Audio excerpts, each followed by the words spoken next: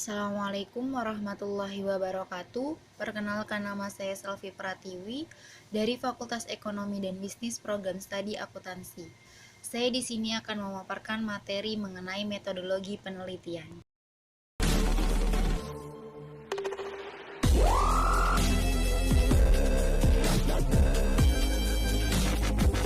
Di sini saya akan menjelaskan mengenai metodologi penelitian. Yang pertama itu mengenai sistematika usulan penelitian pada skripsi kuantitatif. Yang pasti, yang pertama itu terdiri dari latar belakang masalah, yang berisi tentang latar belakang masalah, identifikasi masalah, rumusan masalah, batasan masalah, serta tujuan dan manfaat penelitian. Kemudian ada tinjauan pustaka.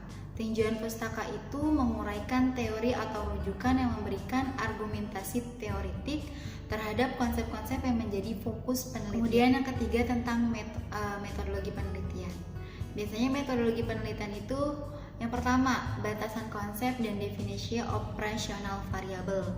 Memberikan tolak ukur parameter suatu variabel penelitian yang akan diukur. Kedua, validasi dan reliabilitas instrumen penelitian. Yang ketiga, teknik pengumpulan data. Memberikan penjelasan teknik pengumpulan data yang digunakan.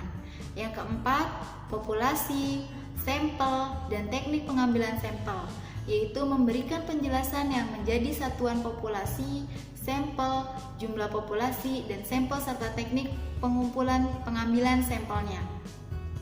Dan yang terakhir, teknik analisis data. Memberikan penjelasan teknik analisis atau uji statistik yang digunakan. Perlu diingat bahwa penggunaan teknik analisis data harus konsisten dengan jenis datanya. Kemudian mengenai metodologi penelitian untuk sistematika usulan skripsi kualitatif.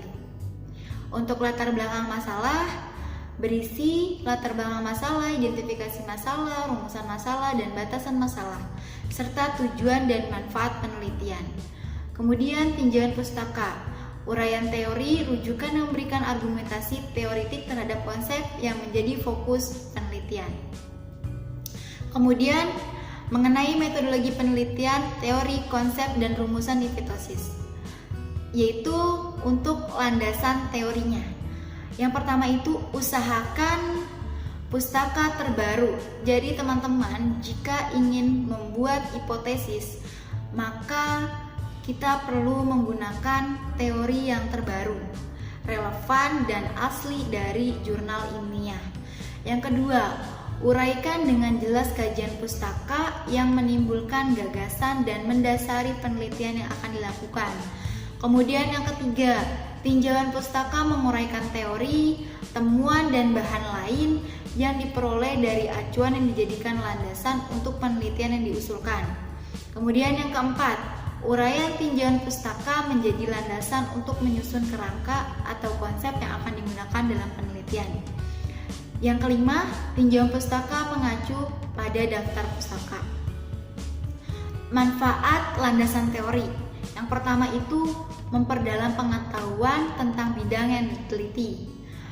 Yang kedua, mengetahui hasil penelitian yang berhubungan yang sudah pernah dilaksanakan.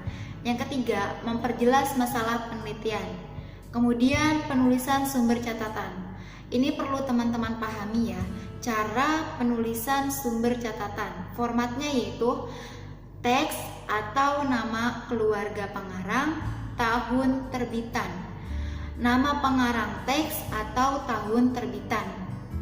Kemudian landasan teori itu terdiri dari dua, yaitu grand teori dan penelitian sebelumnya. Penulisan sumber catatan nama belakang dan tahun. Contohnya ada di sini ya teman-teman, bisa teman-teman lihat, yaitu yang didahului dengan teks, kemudian nama pengarang dan tahun penerbit. Yang kedua yaitu nama pengarangnya terlebih dahulu dan tahunnya, kemudian yang terakhirnya itu mengenai teksnya. Kemudian ada kerangka konsep. Paradigma penelitian merupakan pola pikir yang menunjukkan hubungan antar variabel yang akan diteliti.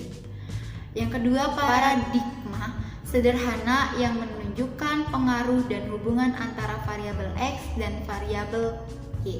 Seperti gambar di bawah ini, teman-teman bisa lihat ya. Kemudian perumusan hipotesis. Hipotesis dapat diartikan pernyataan statistik tentang parameter populasi.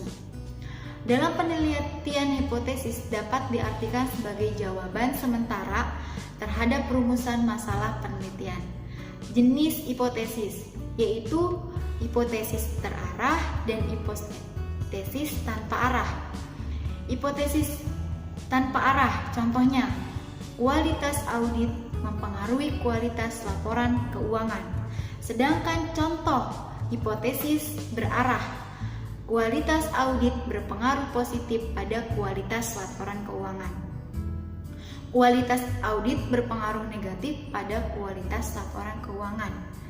Hipotesis statistik, teman-teman bisa lihat gambar di samping ini mengenai hipotesis statistik. Kemudian dalam statistik dan penelitian terdapat dua macam hipotesis, yaitu hipotesis nol dan alternatif. Statistik, hipotesis nol diartikan sebagai tidak adanya perbedaan antara parameter dengan statistik, atau tidak adanya perbedaan antara ukuran populasi dan ukuran sampel. Dengan demikian, hipotesis yang diuji adalah hipotesis nol, karena memang penelitian tidak mengharapkan adanya perbedaan data populasi dengan sampel. Hipotesis alternatif adalah lawan hipotesis nol, yang berbunyi adanya perbedaan antara data populasi dengan data sampel. Kemudian penelitian, hipotesis nol menyatakan tidak ada, yaitu tidak adanya hubungan antara satu variabel dengan variabel lain. Tidak adanya perbedaan antara satu variabel atau lebih pada populasi atau sampel yang berbeda, dan tidak adanya perbedaan antara yang diharapkan dengan kenyataan pada satu variabel atau lebih untuk populasi atau sampel yang sama. Kemudian hipotesis alternatif menyatakan adanya perbedaan atau hubungan. Bentuk rumusan hipotesis. Yang pertama itu ada hipotesis deskriptif. Hipotesis deskriptif adalah dengan tentang nilai suatu variabel mandiri tidak membuat perbandingan atau hubungan. Sebagai contoh perumusan masalah, seberapa tinggi daya tahan lampu merek X? Seberapa tinggi produktivitas di Kabupaten Klaten? Kemudian berapa lama daya tahan lampu merek A dan B? Seberapa baik gaya kepemimpinan di lembaga X? Dari tiga permasalahan di atas, maka rumusan hipotesisnya, daya tahan lama lampu merek X sama dengan 800 jam.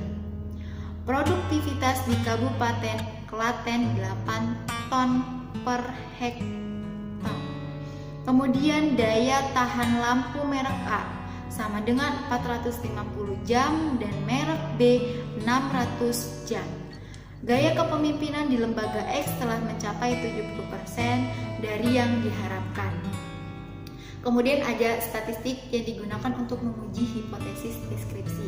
Teman-teman bisa lihat gambar di samping ya. Yang pertama itu jenis tingkatan data. Kemudian teknik yang digunakan untuk menguji. Jenis atau tingkatan data terdiri dari nominal, ordinal, menurut, interval atau rasio. Mengenai teknik statistik yang digunakan untuk pengujian yaitu tes binominal, C kuadrat atau satu sampel. Kemudian ordinalnya ada run test. Kemudian untuk menurut interval atau rasionya terdiri dari tes atau satu sampel. Kemudian ada hipotesis kooperatif. Hipotesis kooperatif itu pernyataan yang menunjukkan dugaan nilai dalam satu variabel atau lebih pada sampel yang berbeda. Contoh rumusan masalah kooperatif. Adakah perbedaan kualitas audit KAP, Big Four, dan non-Big Four? Kemudian hipotesisnya yaitu yang pertama, tidak terdapat perbedaan kualitas audit KAP Big Four dan non-Big Four. Yang kedua, kualitas audit KAP Big Four lebih rendah dibandingkan KAP non-Big Four. Yang ketiga, kualitas audit KAP Big Four lebih tinggi dibandingkan KAP non-Big Four. Kemudian ada statistik yang digunakan untuk menguji hipotesis kooperatif. Bisa teman-teman lihat gambar di samping ya. Kemudian menjelaskan tentang hipotesis hubungan atau asosiatif. Hipotesis asosiatif adalah suatu pernyataan yang menunjukkan dugaan tentang hubungan antara dua variabel atau lebih. Contohnya yaitu rumusan masalahnya adalah, adakah hubungan gaya kepemimpinan dengan efektivitas kerja? Rumusan masalahnya dan hipotesis nolnya adalah tidak ada hubungan antar gaya kepemimpinan dengan efektivitas kerja. Kemudian ada gambar mengenai statistik yang digunakan untuk menguji hipotesis asosiatif. Bisa teman-teman lihat gambar di samping ya. Kemudian yang terakhir mengenai hipotesis kasual, sebab dan akibat. Hipotesis kasual adalah suatu pernyataan yang menunjukkan dugaan tentang pengaruh dua variabel atau lebih. Contohnya, apakah gaya kepemimpinan mempengaruhi aktivitas kerja, dan rumusan masalahnya dan hipotesisnya adalah gaya kepemimpinan berpengaruh positif pada efektivitas kerja. Sekian presentasi dari saya, kurang lebihnya mohon maaf. Wassalamualaikum warahmatullahi wabarakatuh.